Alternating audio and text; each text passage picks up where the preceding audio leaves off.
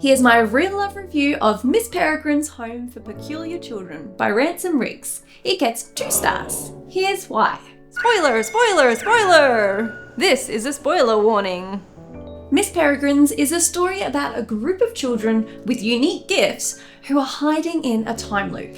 A horrific family tragedy sets 16-year-old Jacob journeying to a remote island off the coast of Wales, where he discovers the future crumbling ruins of Miss Peregrine's Home for Peculiar Children, and then stumbles upon their time loop, setting in motion an unfortunate turn of events that leads the children's arch enemy straight to them. In the loop, Jacob meets Emma, one of the gifted girls, and discovers that she is actually his grandfather's former sweetheart.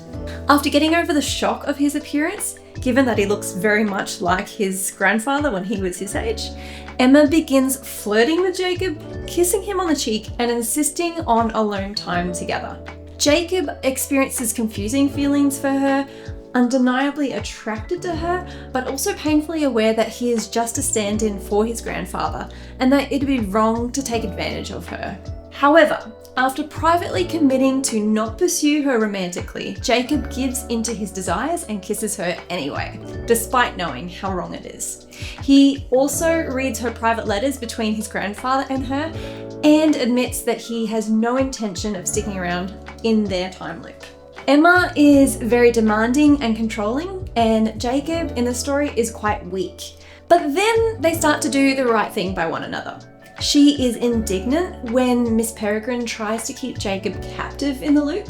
He sacrifices himself to save Emma, pulling the attention of the Hollow away from her and towards himself instead. And then she returns the favour and rescues him from the bog.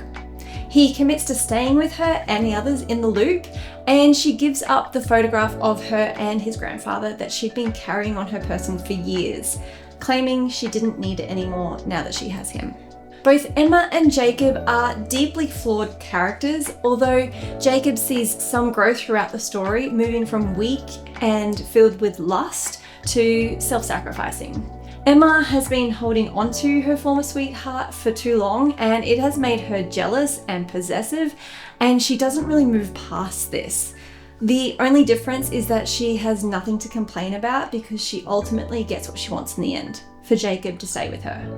Which is why I'm giving Miss Peregrine's Home for Peculiar Children a 2-star real love rating.